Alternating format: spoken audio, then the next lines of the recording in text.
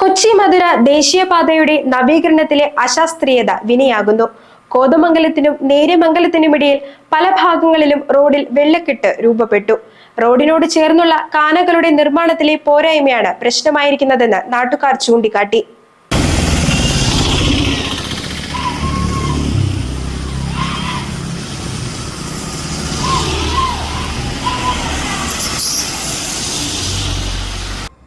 കൊച്ചി മധുര ദേശീയപാതയിൽ പലയിടങ്ങളിലും വെള്ളക്കെട്ടുണ്ടായത് ഗതാഗതത്തെ ബാധിച്ചു.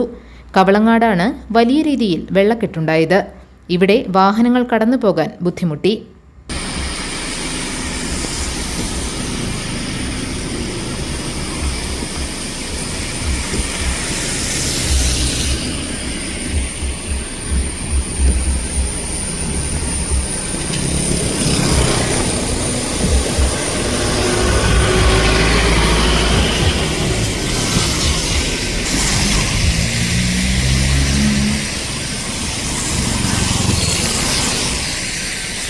ദേശീയപാത നവീകരണത്തിലെ അപാകതകളാണ് വെള്ളക്കെട്ടിന് കാരണമെന്നാണ് ചൂണ്ടിക്കാണിക്കപ്പെടുന്നത്.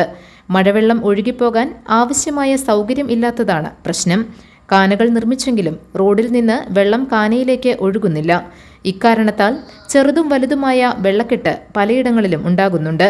വെള്ളം കെട്ടിക്കിടക്കുന്നത് റോഡിന്റെ തകർച്ചയ്ക്കും കാരണമാകും. GTV news, Kothamangalam.